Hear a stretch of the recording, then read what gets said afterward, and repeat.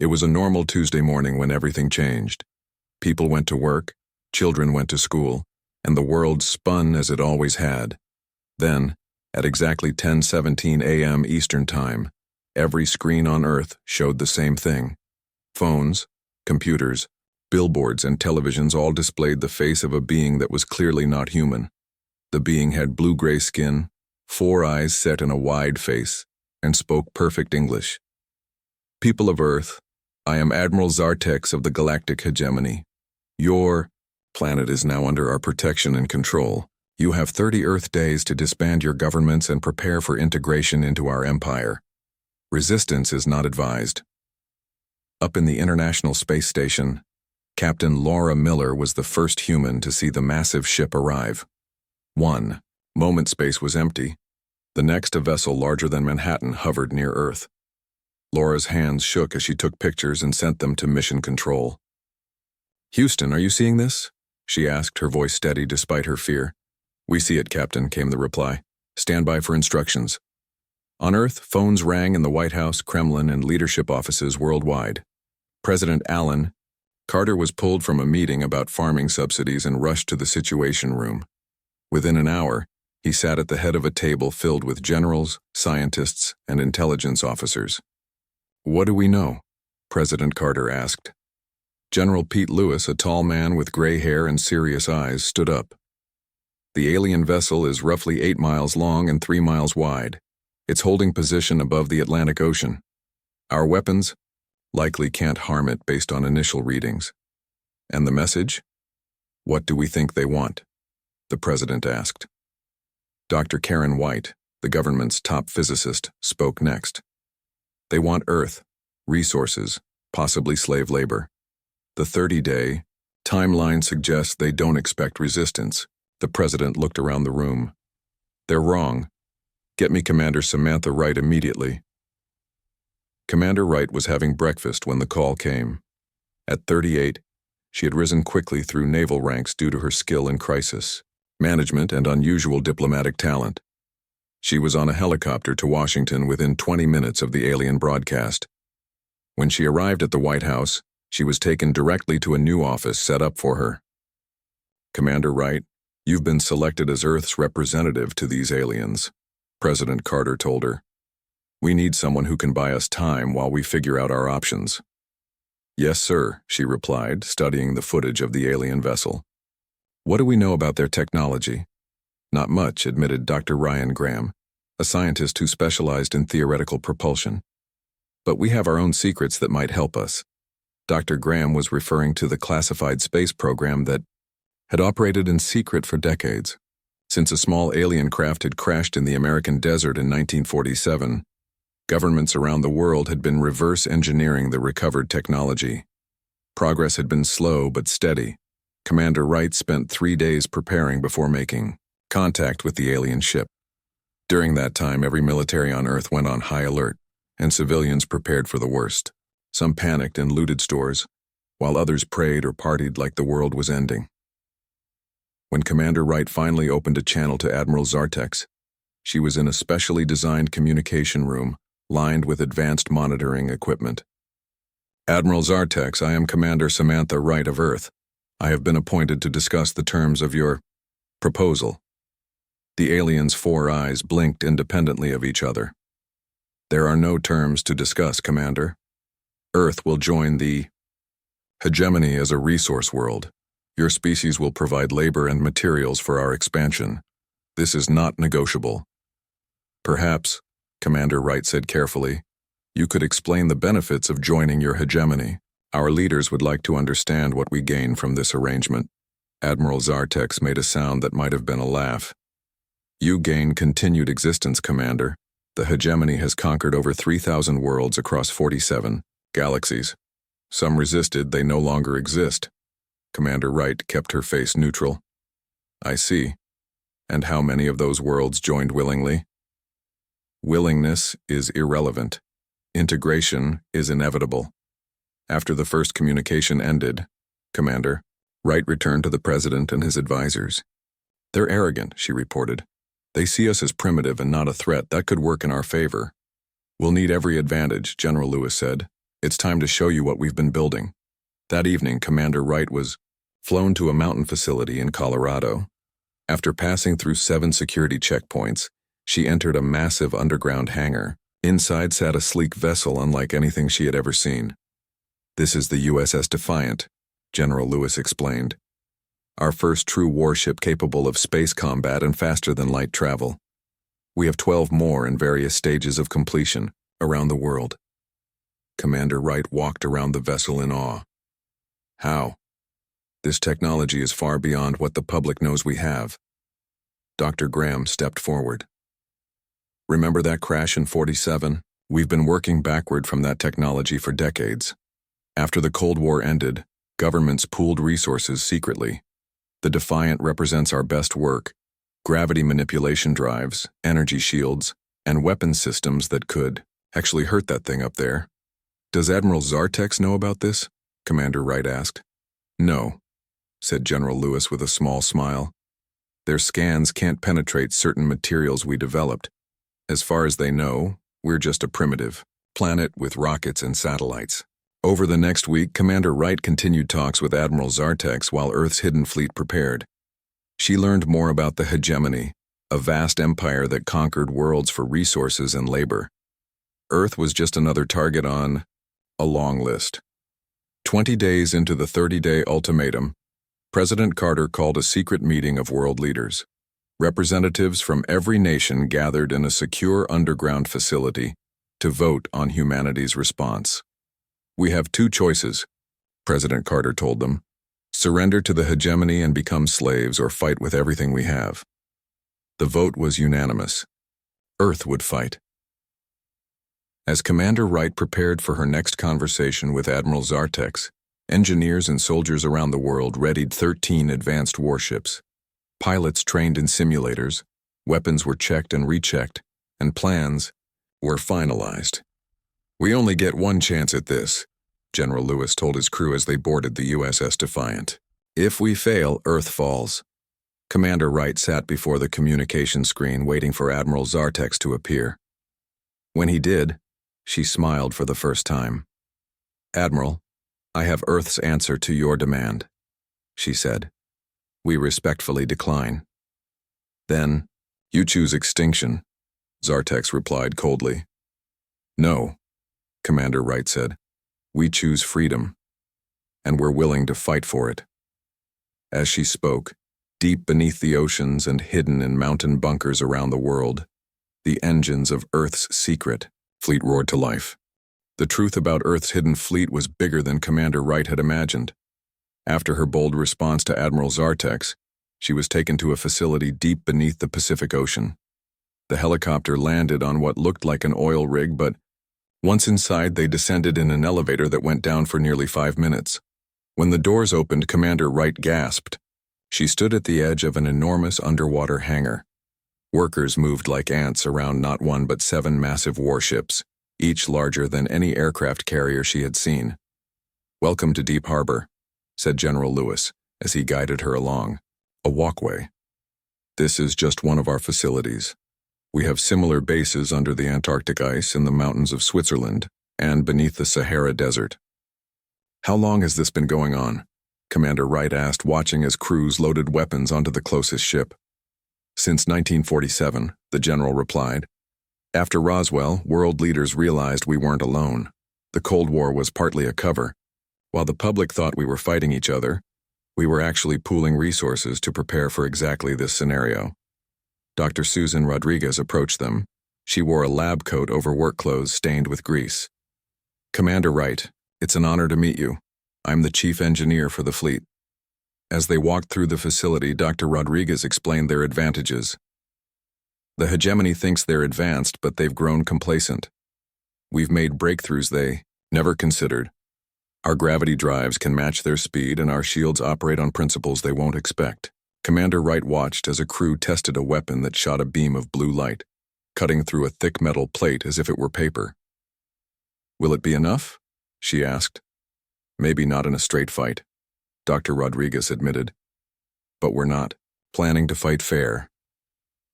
Later that day, Commander Wright met Lieutenant Paul Howard, a former fighter pilot who now trained crews for space combat. He was running a simulation when she arrived. "Pull back, Delta Team," he shouted as virtual spaceships on a screen maneuvered around enemy fire. "Use the moon's gravity well to slingshot around." The simulated ships followed his instruction and successfully avoided destruction. When the simulation ended, Lieutenant Howard turned to Commander Wright. "They have numbers, but we have surprise and home field advantage. We know our solar system better than they do." For the next week, Commander Wright divided her time between negotiating with Admiral Zartex and learning about Earth's secret capabilities. The hegemony ship remained in orbit, occasionally sending small craft down to uninhabited areas to collect samples. During one conversation, Admiral Zartex revealed something useful. "Your species interest me, Commander. Most planets surrender immediately. Some fight briefly. None have engaged in these discussions.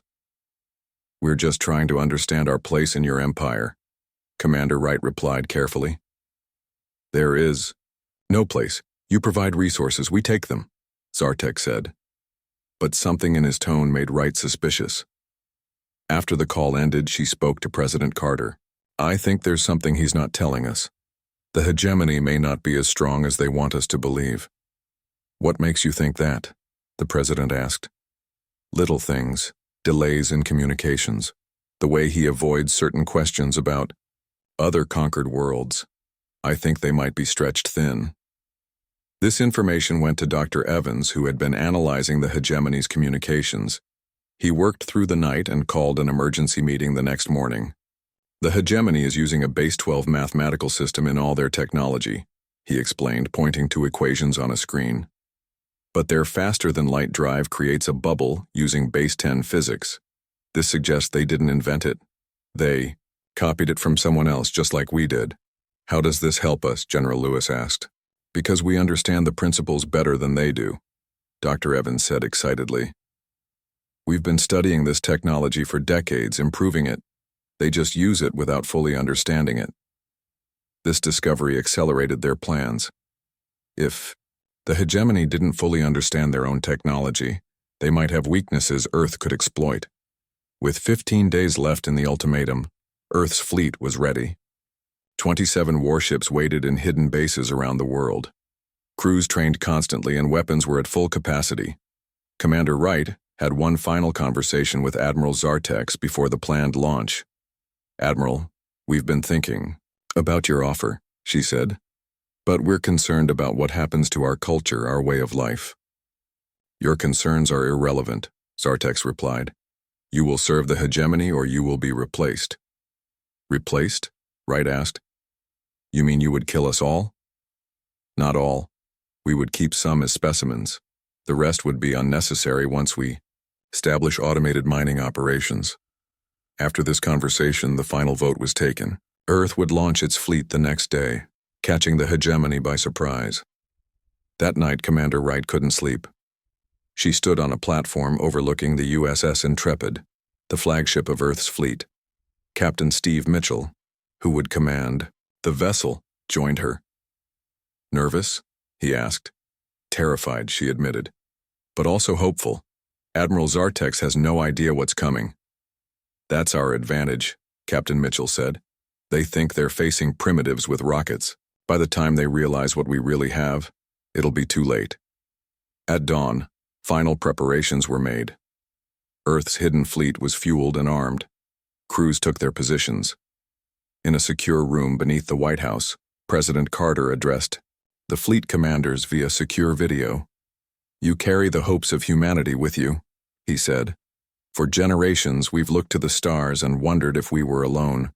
Now we know we're not, and our first visitors came as conquerors.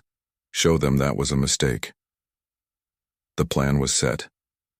At exactly noon Eastern Time, power stations around the world would create a massive electromagnetic pulse, temporarily blinding the hegemony's sensors. In that moment, Earth's fleet would launch. Commander Wright was assigned to the USS Intrepid as the diplomatic officer. If they won, she would negotiate the terms. As she strapped into her seat on the bridge, Captain Mitchell gave final orders to his crew. "This isn't just about Earth," he told them. Based on what we've learned, the hegemony has enslaved thousands of worlds. Today, we not only fight for our freedom, but for everyone they've conquered. At precisely noon, the pulse was triggered. Across Earth, power grids fluctuated as the carefully designed wave hit the hegemony ship. On screens throughout the fleet, they watched as the alien vessel's lights flickered. "Now," ordered General Lewis from his command center. 27. Warships rose from hidden bases around the world. They accelerated with impossible speed, breaking free of Earth's gravity in seconds rather than minutes. The USS Intrepid led the way, heading directly for the hegemony ship. As they approached, Admiral Zartex's voice came through, filled with disbelief. "What is this? How do you have such ships?" Commander Wright answered, "You should have done your homework, Admiral. Earth doesn't surrender, Earth fights back." Admiral Zartex watched in shock as Earth's fleet approached his ship. 27 vessels of various sizes moved in perfect formation, their hulls gleaming in the sunlight. This was impossible. His scouts had reported a primitive planet with basic rocket technology, not warships capable of space combat. "This is a violation of surrender terms," he transmitted, trying to hide his surprise. "Prepare to be destroyed."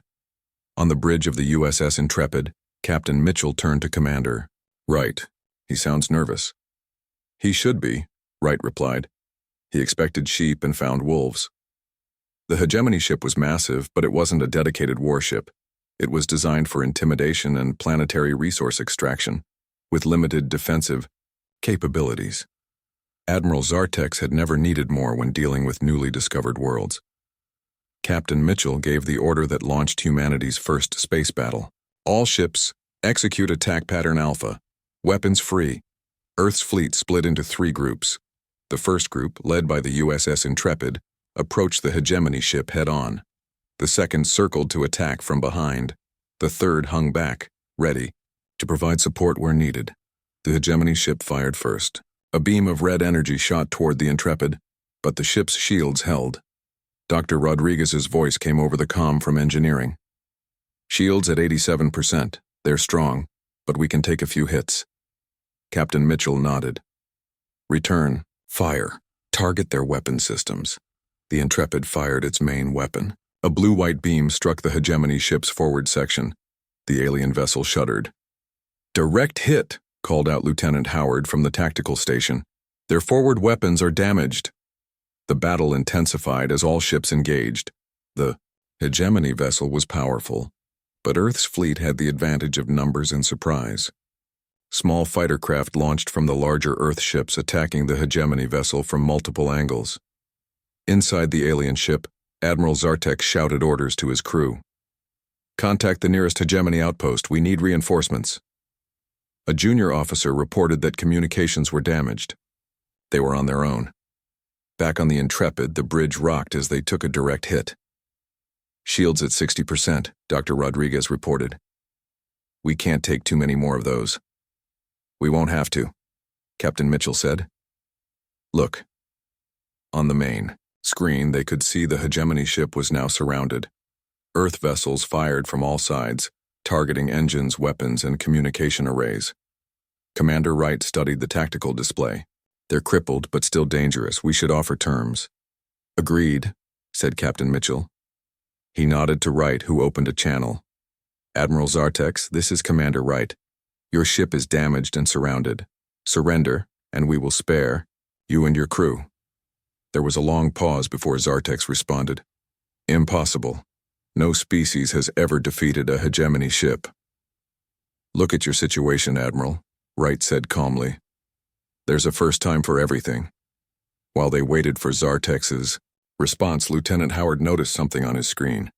"Captain, they're powering up engines. I think they're trying to escape." Captain Mitchell made a quick decision. "All ships target their engine section. Disable, don't destroy." Earth's fleet fired together. The combined attack overloaded the hegemony ship's shields. Explosions bloomed along its hull as engines were hit. Zartex's voice came through again, now filled with anger and fear. "This defeat means nothing. The hegemony spans galaxies. When our fleet arrives, your planet will be dust." "Then we better make sure you can't call them," Captain Mitchell said. All ships target their communication array. Another barrage hit the hegemony ship, destroying its ability to send messages across space. The alien vessel drifted, severely damaged but still intact. Commander Wright opened a channel again. Admiral Zartex, we have disabled your weapons, engines, and communications. You have two choices. Surrender and share information about the hegemony, or we board your vessel and take what we need by force. There was silence for several minutes. Finally, Zartex responded, his voice subdued. I will speak only with your leaders, face to face. A shuttle was prepared to bring Zartex to Earth. Before he boarded, Captain Mitchell pulled Commander Wright aside. Be careful. He's desperate, which makes him dangerous. I know, Wright replied. But we need what he knows. The real war is just beginning. 2 days later, in a secure facility beneath the White House, Admiral Zartex sat across from President Carter, General Lewis, and Commander Wright. The alien looked smaller somehow, his arrogance replaced by calculating caution. Your species has surprised me, Zartex admitted. No world has ever resisted successfully. We're full of surprises, President Carter said. Now tell us about the hegemony. Over the next several hours, they learned the truth. The Galactic hegemony controlled thousands of worlds, but their empire was stretched thin. They relied on fear and quick surrenders to maintain control. Many conquered species were restless, waiting for a chance to rebel. How much time do we have before your fleet arrives? General Lewis asked. 3 of your months, Zartex replied. Perhaps 4. Distance is vast, even with our technology. And how many ships will come? Asked Commander Wright. 200, maybe more, Zartex said with a slight smile. You fought well against 1 ship. How will you face 200? President Carter leaned forward. The same way we faced you, with determination and innovation. When the meeting ended, Earth's leaders gathered to plan. Dr. Evans presented his findings from studying the damaged hegemony ship. Their technology is advanced, but not as advanced as they led us to believe. We've already incorporated some of their designs into our ships. With 3 months, we can build more vessels and improve our existing ones. General Lewis nodded. Every nation will need to contribute. This is humanity's fight, not just America's. Commander Wright studied the star charts they had taken from Zartex's ship. We should consider taking the fight to them, hit their key facilities before their main fleet arrives. A preemptive strike? President Carter looked thoughtful. It's risky. Less risky than waiting for 200 warships to reach Earth, Wright pointed out. As they debated strategy, news of the victory spread across Earth. People celebrated in the streets, but government leaders made sure everyone understood the truth. This was just the first battle in a war that would determine humanity's future. In shipyards hidden around the world, construction of new vessels accelerated. Dr. Rodriguez worked tirelessly to improve their technology using knowledge gained. From the hegemony ship, Lieutenant Howard trained thousands of new crew members in space combat tactics. 3 weeks after the battle, Captain Mitchell approached Commander Wright with news. We've detected unusual signals from the edge of the solar system. Not hegemony ships, something else. Friendly or hostile? Wright asked. Unknown, Mitchell replied. But if the hegemony has enemies out there, we might have potential allies. Commander Wright looked out at the stars, visible through a window in the station where they stood. The hegemony demanded Earth's surrender. Instead, they awakened something they never expected. What's that? Asked Mitchell. A new power in the galaxy, Wright said. Us. The mysterious signals from the edge of the solar system grew stronger. Earth scientists worked day and night to decode them. 2 months had passed since the battle with Admiral Zartex's ship, and Earth was racing to prepare for the arrival of the hegemony fleet. Dr. Evans burst into the war room where Commander Wright and General Lewis were reviewing defense plans. We've decoded the signals, he said, out of breath from running. They're not from the hegemony. They're from someone else. Who? Asked General Lewis. They call themselves the Alliance of Free Worlds, Dr. Evans explained. From what we can tell, they're made up of planets that escaped hegemony control. They've been watching our battle with Zartex's ship. They want to talk. 3 days later, A sleek silver vessel entered Earth's orbit. Unlike the blocky, intimidating design of the hegemony ship, this craft was elegant and streamlined. A delegation from the Alliance came to Earth. Their leader was Ambassador Krill, a tall being with pale green skin and 4 arms. "Your victory against the hegemony impressed us," Ambassador Krill said during the first meeting. "Many worlds fight back, but few win even a single battle." "We got lucky," Commander Wright said modestly. "We had time to prepare, and they underestimated." Ambassador Krill's large eyes blinked slowly. "There was skill involved as well. The Alliance has been fighting the hegemony for 30 of your years. We have won some battles, but we lack the resources for a full-scale war. We believe your world might help change that." "How?" asked President Carter. "Your technology," Krill said. "The way you modified the concepts. We've studied the remains of Zartex's ship. Your weapons systems are different from anything we've seen. More efficient. More powerful." Dr. Rodriguez nodded. "We didn't just copy the alien technology we found. We improved it. Made it our own." "Exactly," said Krill. "The hegemony hasn't truly innovated in centuries. They conquer and take, but they don't create. Your world does both." A partnership was formed. The Alliance provided star charts showing hegemony weak points and supply lines. Earth shared its weapons technology and ship designs.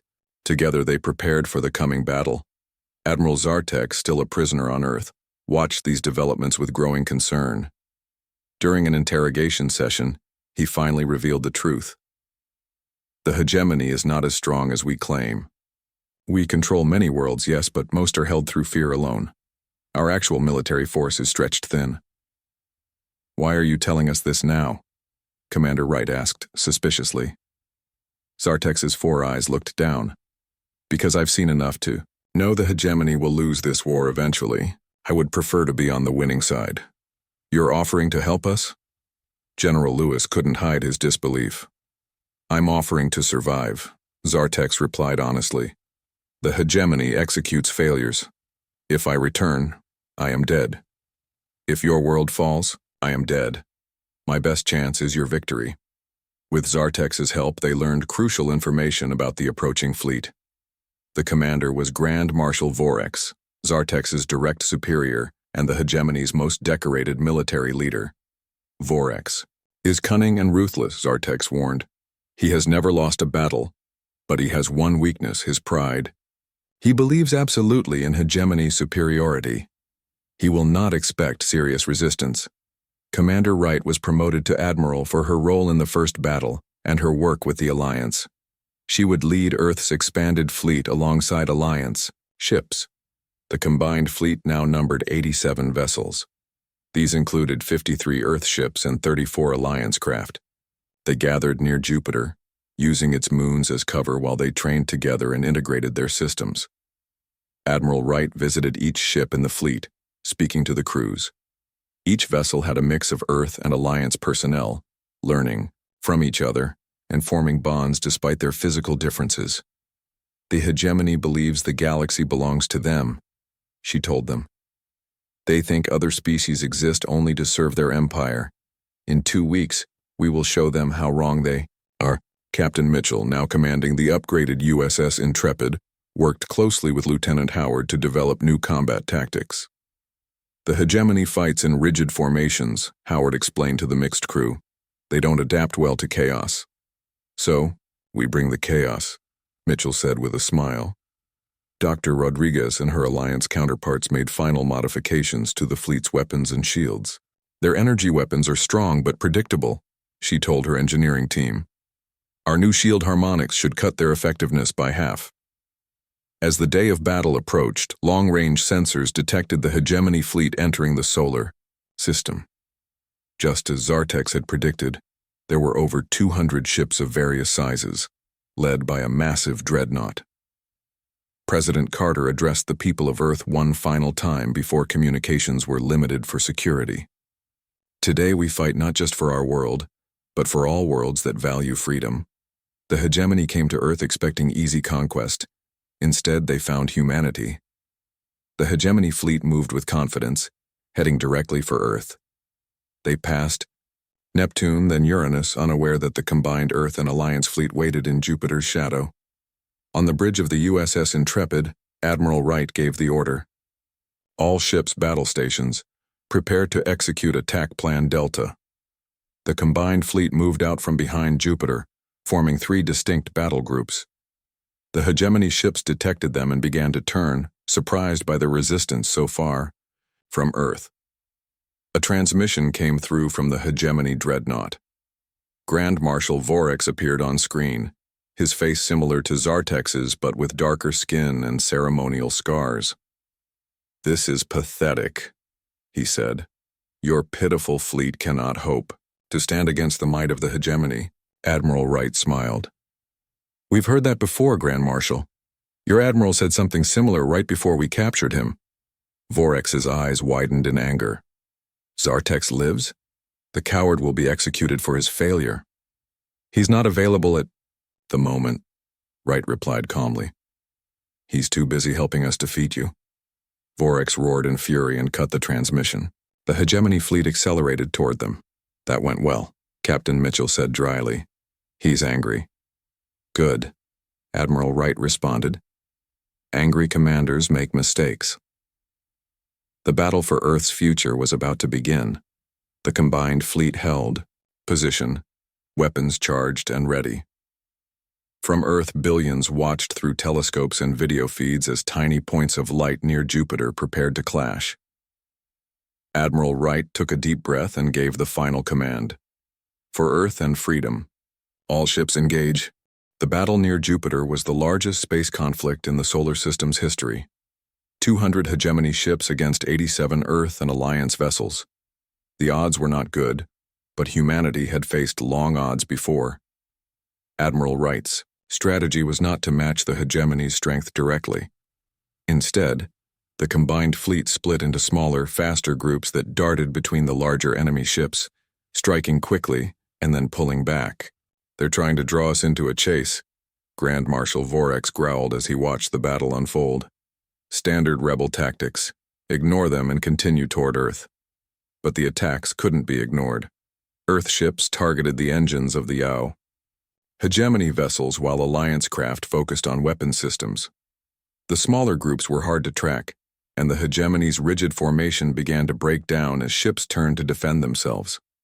On the USS Intrepid, Admiral Wright watched the tactical display. "Phase 1 is working," she said to Captain Mitchell. "They're spreading out, losing their coordinated defense." "Time for Phase 2? Mitchell asked. Wright nodded. "All ships, initiate attack pattern Omega, target the command vessels." The combined fleet regrouped rapidly. Smaller ships joined together into 3 powerful strike forces. Each aimed for one of the hegemony's major command ships, which controlled dozens of other vessels. Lieutenant Howard, now in charge of a fighter squadron, led the attack on the first command ship. "Their shields are strongest at the front," he told his pilots. "Hit them from below and behind." The squad of 12 fighters dove beneath the massive hegemony vessel, firing at the less protected underside. Alliance ships joined the attack, their weapons synchronized with Earth technology to maximize damage. The command ship's shields failed, and its communication array exploded in a burst of energy. Instantly, 20 hegemony ships lost coordination, their movements becoming erratic and uncoordinated. The same happened at the other 2 command ships. Within 30 minutes, the hegemony's carefully organized fleet was in disarray.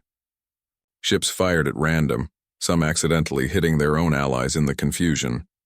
In engineering on the Intrepid, Dr. Rodriguez monitored the new weapon systems. "The shield-penetrating torpedoes are working better than expected," she reported. "Direct hit rate is 78%. The battle raged for hours. Earth lost 17 ships and the Alliance lost 12. But the hegemony lost over 70 vessels, with many more damaged beyond fighting capability." Grand Marshal Vorex watched in growing horror as his fleet was decimated. This was impossible. No force had ever inflicted such damage on the hegemony. He made a decision. "All ships focus fire on the human flagship," he ordered. "Ignore all other targets. 20 hegemony vessels turned toward the USS Intrepid, weapons charging. Admiral Wright saw the danger. They're targeting us. Evasive maneuvers. The Intrepid accelerated away, but the hegemony ships followed. Energy beams and torpedoes streaked through space. The Intrepid's shields flared as they absorbed hit after hit. "Shields at 40%, reported Dr. Rodriguez. "We can't take much more of this." Captain Mitchell looked at Admiral Wright. "We need to split their focus." Wright nodded and opened a channel to the fleet. "This is Admiral Wright. The Intrepid is drawing fire. All available ships implement Operation Trojan." Across the battlefield, 50 ships acknowledged the order. The plan they had prepared was risky but might turn the tide. While the Intrepid continued to draw fire, a small team led by Lieutenant Howard boarded assault craft. Their target, Grand Marshal Vorex's dreadnought. If they could capture or kill the hegemony commander, the enemy fleet might fall apart completely. The assault team launched, using the chaos of battle as cover. 5 small craft, each carrying 10 soldiers, approached the massive dreadnought. Alliance technology helped mask them from sensors until they attached to the hull. Using cutting tools, they breached the outer shell and entered the hegemony flagship.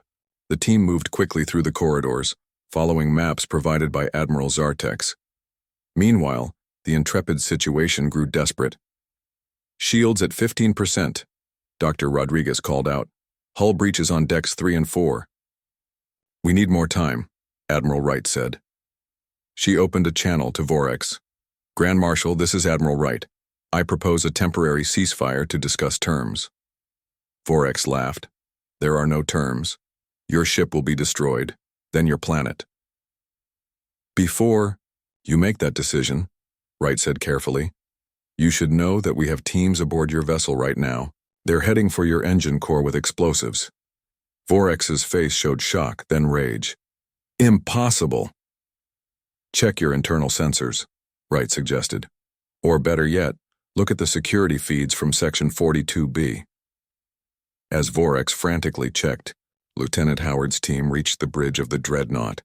A short, fierce battle ensued. The hegemony crew fought well, but they weren't prepared for close combat with humans and Alliance soldiers. 10 minutes later, Howard's voice came through on Wright's private channel. "Admiral, the bridge is secure. Grand Marshal Vorex has been captured." Wright allowed herself a small smile before addressing the hegemony fleet. "Attention all hegemony vessels. Your commander has been captured. His flagship is under our control. All ships are ordered to stand down immediately." There was confusion among the hegemony ships. Some continued fighting, but others hesitated. When Howard forced Vorex to confirm the surrender order, the resistance crumbled. One by one, hegemony vessels powered down their weapons. 2 days later, representatives from Earth, the Alliance, and the captured hegemony leadership met on the neutral ground of an Alliance ship. Admiral Wright led the Earth delegation. "The hegemony's days of conquest are over," she told the assembled group. "Every world under your control will be given the choice of independence." Grand Marshal Vorex, now a prisoner, snarled. "The hegemony spans galaxies. This defeat means nothing." Admiral Zartex stepped forward. "Actually, it means everything. News of this defeat is already spreading. The rebellion has begun on 12 core worlds. Your empire is falling." 1 month later, Admiral Wright stood on the bridge of the USS Intrepid as it led a victory parade of ships around Earth. Citizens in every country watched and celebrated. Humanity had not only survived but emerged as a new power in the galaxy. President Carter addressed the world and their new allies. 3 months ago, the galactic hegemony demanded our surrender. They expected us to bow down like so many worlds before us. Instead, we showed them, and ourselves, what humanity is capable of when united against a common threat. On the Intrepid, Admiral Wright looked out at the stars. Captain Mitchell joined her at the viewport. "What happens now?" he asked. "Now the real work begins," Wright replied. "Building a better galaxy, one where no empire can threaten free worlds again." As the Earth fleet circled their home planet, hundreds of Alliance ships joined the formation. And beyond them, Vessels from newly freed worlds arrived daily, seeking partnership with the planet that had done what none thought possible. The hegemony had demanded Earth's surrender. Instead, humanity had given the galaxy its freedom.